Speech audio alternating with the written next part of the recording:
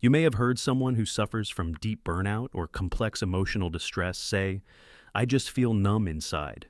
It's a quiet confession, often spoken late at night, a whisper of a problem that defies easy explanation. What does this mean exactly? Do they feel nothing at all? Or is the truth more nuanced, more deeply embedded in our survival mechanisms?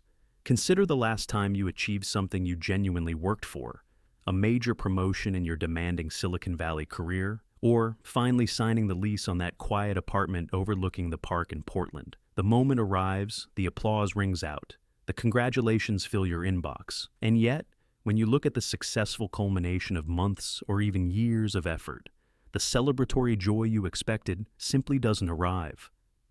The emotional volume is turned all the way down. You feel a faint acknowledgement, perhaps a minor satisfaction, but the deep, resonant emotional chord that should vibrate through your chest is silent.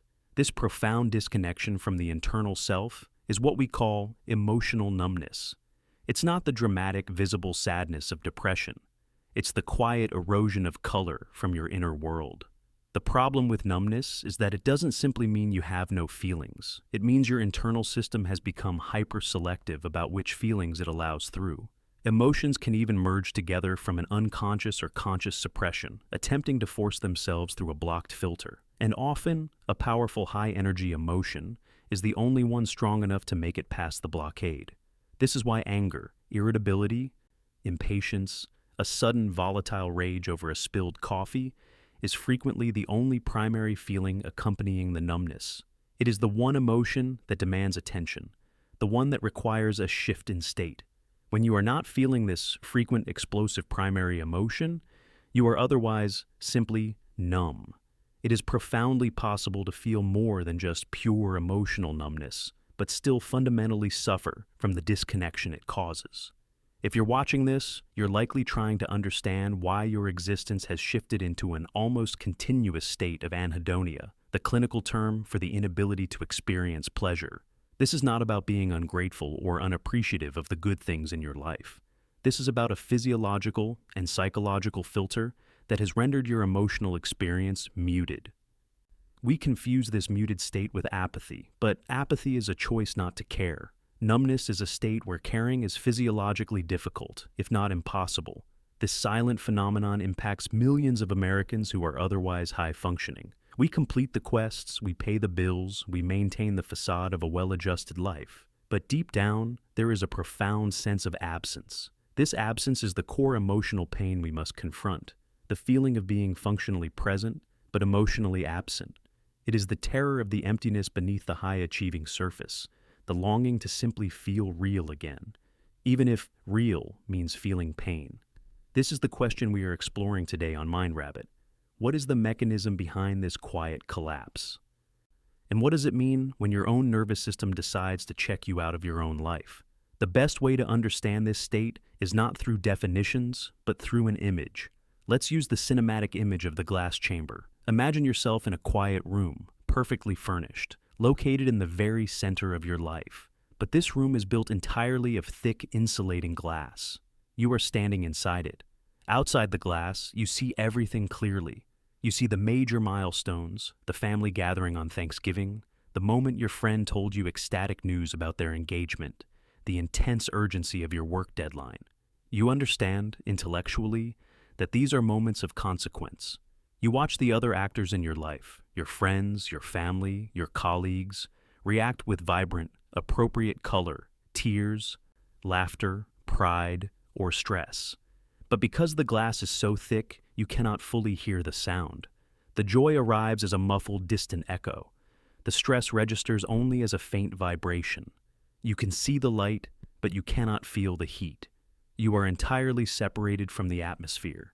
This is the profound mechanism of dissociation and autopilot that so many people describe. When you report being stuck on autopilot, you are, in essence, trapped within the glass chamber. You are performing the required movements of your routine, waking up, exercising, communicating, eating dinner. But you are not truly in the experience. You are an observer of your own life, a consciousness watching the main character, your physical self, navigate the world, but without the benefit of your deepest, richest emotional commentary. One of the telltale signs of this autopilot state is the lack of highs or lows.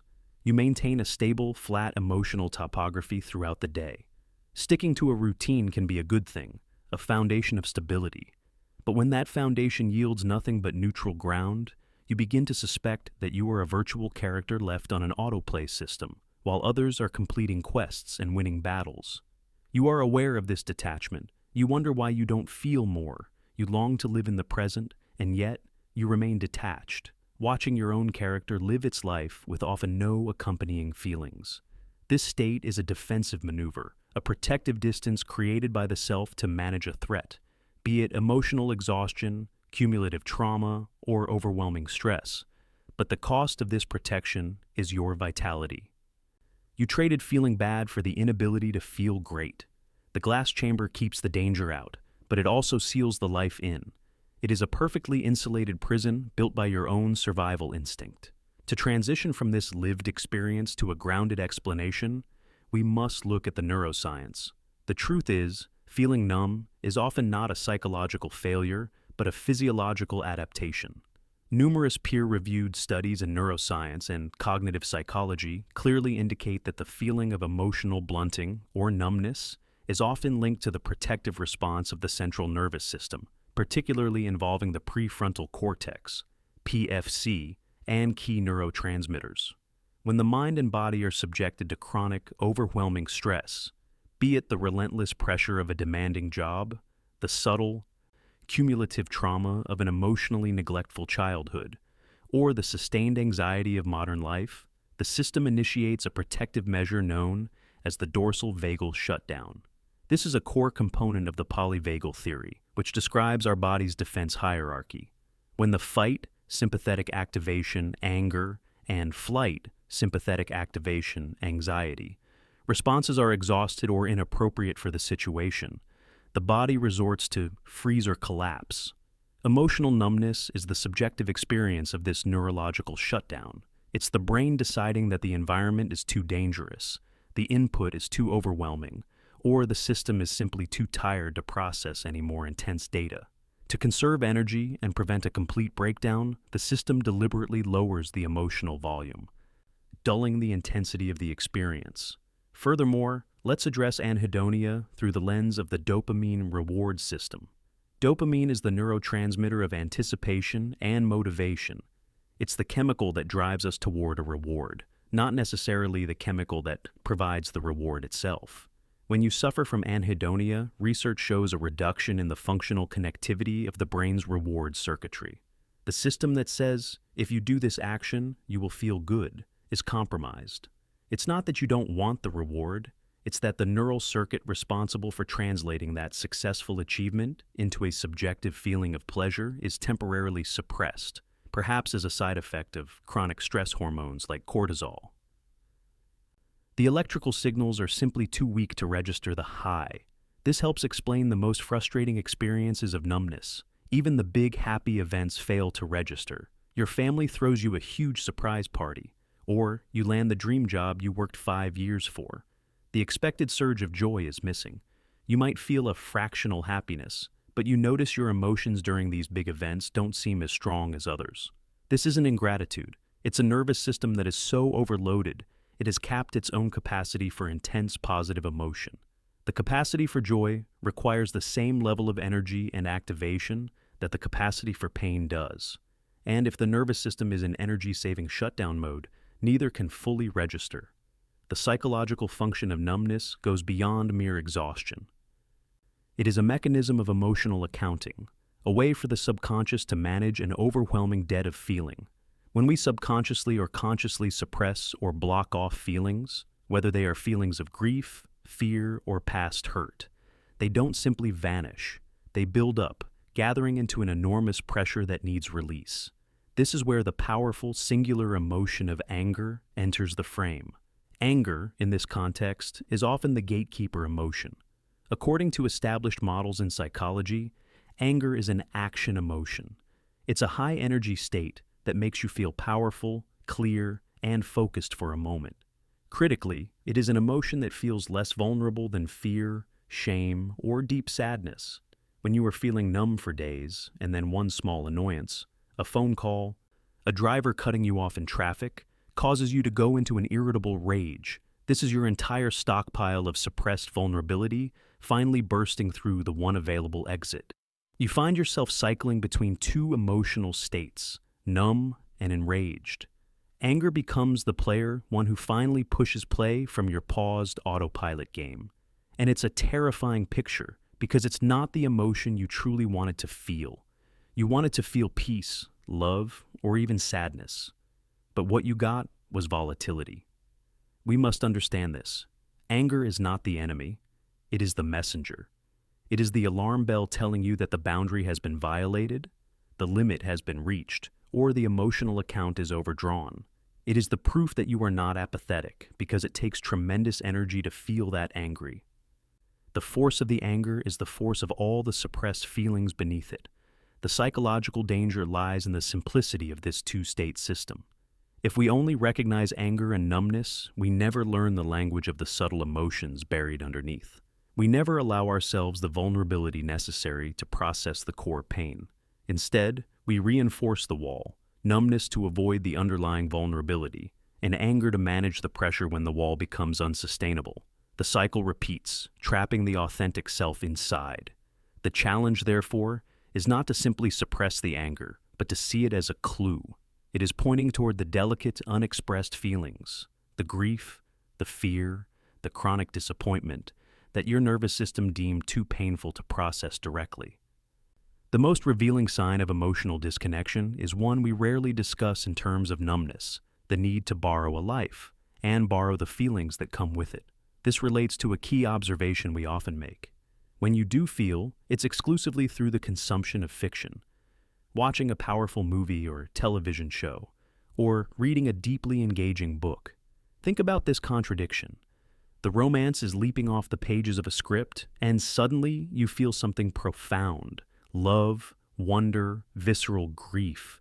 It's a wonderful cathartic moment. But the only problem is, it's fiction. Somehow, in your real life, you cannot access those strong emotions. But when you open a book or turn on an engaging film, your mind delves fully into the feelings of its characters.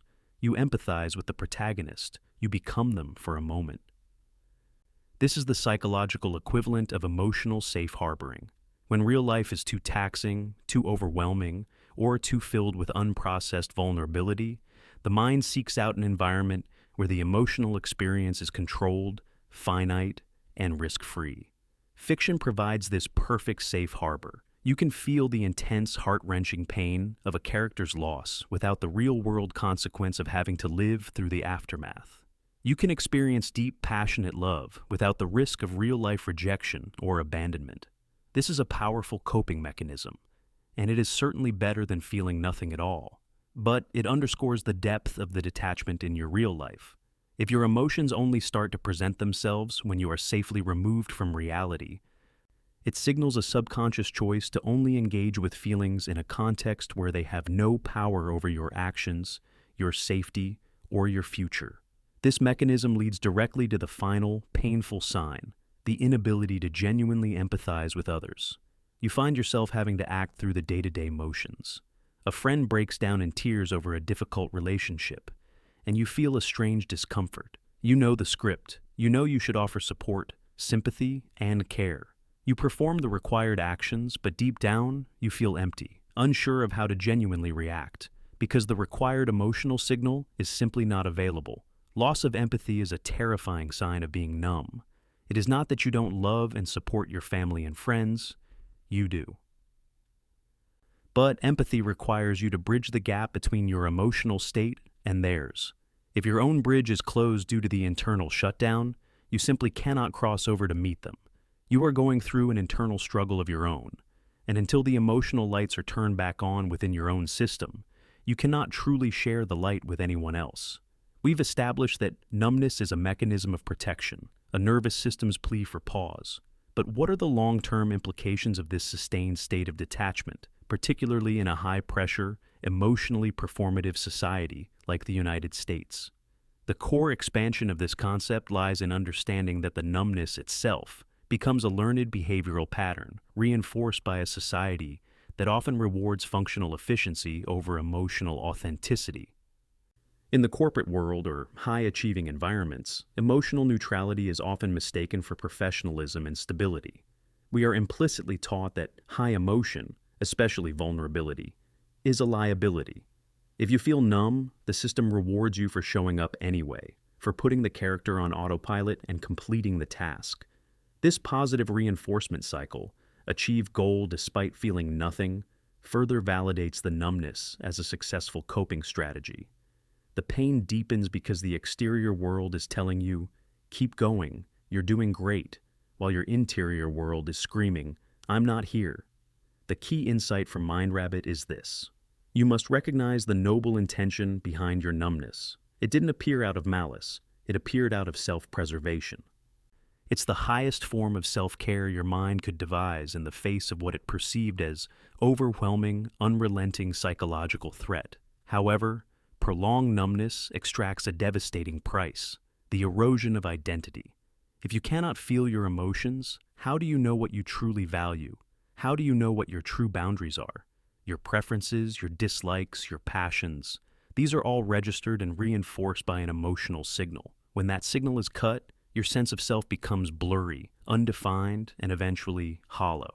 You may achieve everything the world tells you to, but you will arrive at the summit only to find that the person who made the climb is missing.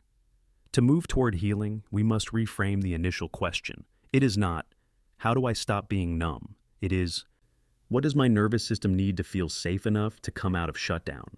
Safety is the prerequisite for feeling. Vulnerability is the prerequisite for connection. And right now, your system has decided that neither of those is available. The journey back is a quiet, deliberate process of convincing your deepest self that the emergency is finally over.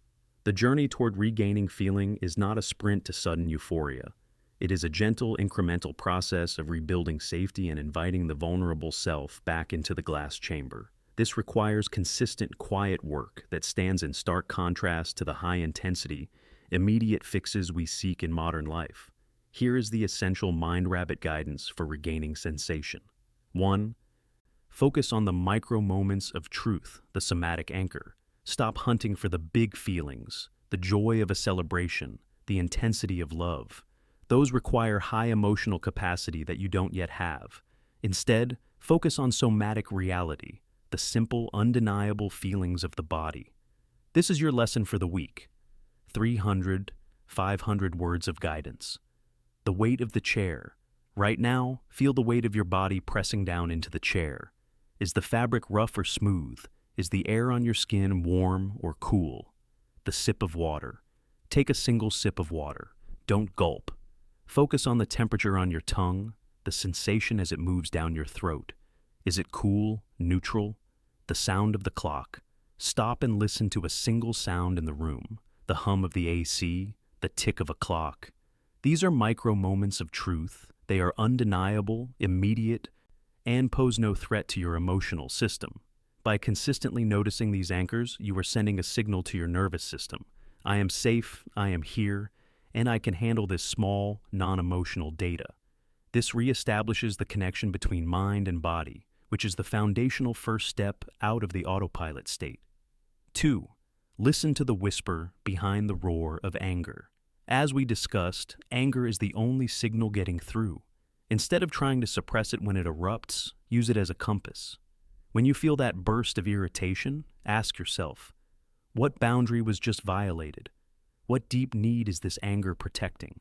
Often the answer is not what you expect. The rage over a trivial error might be covering the deep, suppressed fear of failure or the grief over a lack of genuine respect. Treat the anger as a fierce, protective guard dog. You don't shoot the dog. You ask it what it is guarding. 3. Recognize the grief of the lost self. Healing from numbness often involves grieving the time and the self that was lost to the emotional shutdown. You are allowed to mourn the 5 years you spent on autopilot, the friendships you couldn't fully connect to, the joy you missed. This recognition of grief is not a retreat. It is an act of courageous honesty. By acknowledging the loss, you begin to clear the suppressed debt, making room for new, genuine feelings to emerge. This is the gentle guidance. Be patient with the quiet.